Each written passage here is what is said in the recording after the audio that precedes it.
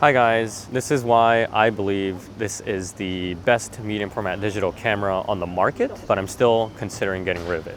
Stay tuned.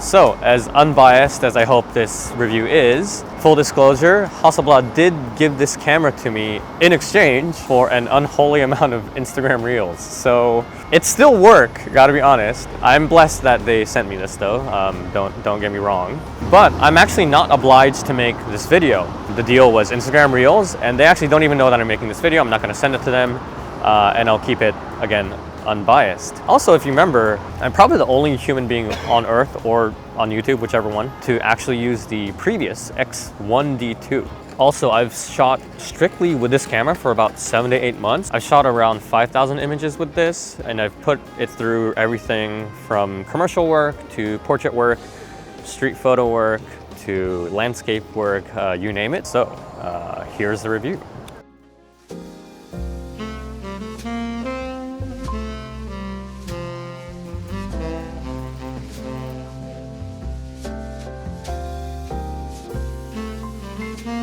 So first I want to talk about why I chose this over the X2D, because I had a choice actually. Again, if you know me, I've actually used the X1D2 before. The problem that I had with that and why I got rid of it was because it's ended up serving a very similar function to DSLRs that I had. Although the image quality was very good and I really liked it, again, it served a similar purpose and I couldn't justify having both. The X1D2 was also very bulky and much slower than these new series ones as well. So although the image that comes out of the camera is exactly the same between this and the X2D, I chose this because of the unique package that this provides. It's very small, especially paired with the modern lenses, the XCD lenses. And this is literally probably the only camera that you can just hand hold like this, which is a medium format digital camera. So again, this leads exactly to the pros that I feel of this camera. The biggest one being the unique shooting experience, and that if you choose the X2D, you kind of have, if you already have a DSLR kind of style camera, then you end up having two. With this one, it serves such a unique purpose that it kind of sits in its own little genre.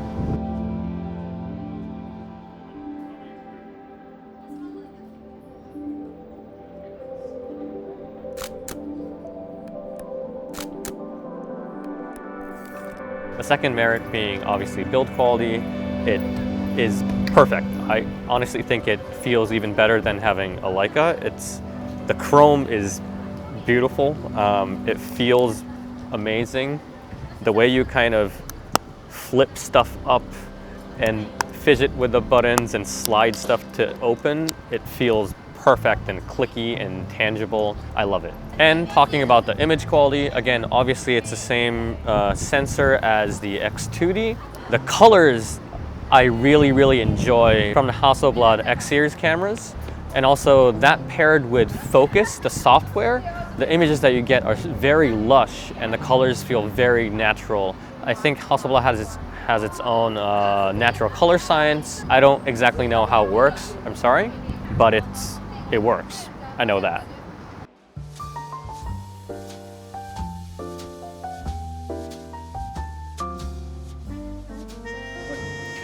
So let's go on to the cons that I feel of this camera. One thing is that it's a little bit fiddly with not much customization. It's hard to map out the buttons where you want it to be. For example, exposure control, aperture control. It takes some time to get used to. Next one is going along with this fiddly idea. The straps, is the straps. It doesn't really work with a neck strap because if you put a neck strap on, it just kind of flops everywhere. So I do recommend using a hand strap, which I usually do. But then the problem with that is that if you're, for example, on the move and you have a hand strap on, the camera's probably sitting in your bag somewhere and you're not shooting with it while you're on the move. But again, this camera isn't very fast. The autofocus isn't very fast anyways, and it's a two-handed operation. So yeah, even if it's on your neck, you're probably not gonna whip it out and suddenly take a photo of someone walking your way. Which again leads to my next point, is the slow autofocus. It's slow. It's faster than the older models, but it's still very, very slow. You just kind of have to live with it. That's the whole concept of the camera anyways. But yeah, for example, if you're shooting on the streets, someone's walking towards you, if you autofocus, it's probably not gonna hit. So if you want something faster, this really isn't for you.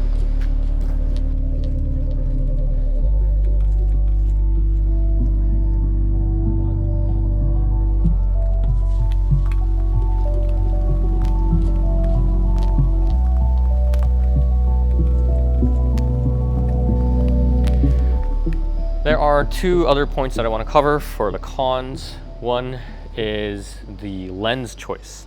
The modern lenses, the 38, 55, 90 XCD lenses, I think there's another one, I'm sorry, is they're faster than the old ones and they're compact, but they're very pricey. And also what I realized is that they don't really have much character. I used when I was using the X1D2 before, I was using the older lenses like the 65 f2.8. Those have really nice character to them. These new ones don't. They're kind of flat, to be honest.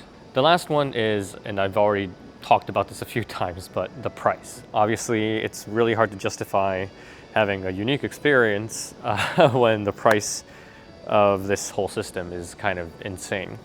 You're talking, you know, $8,000, $9,000 or something for the body, and then, you know, $3,000 to $4,000 lenses each time you buy something.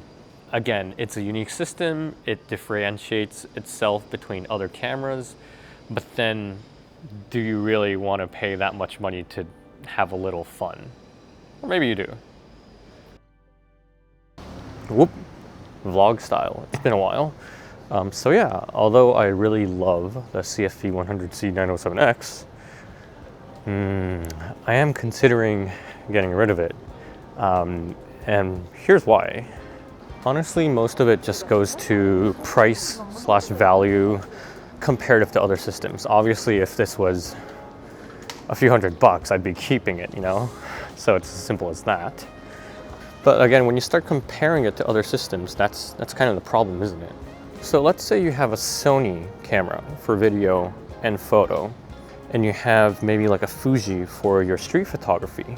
You kind of have everything covered. You have a workhorse video, DSLR-ish camera, and then you have a smaller streety camera that you can throw around. Let's say you have that and then you throw in the 907X in the equation. You already have a small camera to take photos on the street, and you already have a Sony which can actually take really, really beautiful images if you slap on a decent enough lens.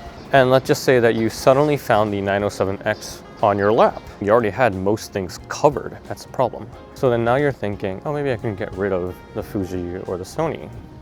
Not really.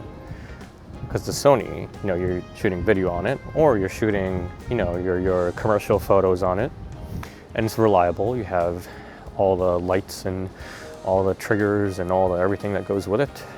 So you can't sell that. And you also have the Fuji though. So maybe you can sell that because the 907X is a small enough camera. But at the end of the day, it's not as small as the Fuji or a Ricoh or like a Q. It's not as fast as those cameras, so you can't really get rid of it. So now what happens? Well, now you just have a whopping $10,000 plus camera on your lap that you can use sometimes, and not to mention that the value of it is gradually decreasing. So maybe that's my point. It's a great camera, it's a great experience shooting it, I love it, I really love it. But if a camera is small, you do want it to be snappy and quick, which this camera isn't. And to me that seems counterintuitive in this fast-paced world that we live in today. There's a high chance I'll be getting rid of this for something else, but if I do, I will miss it.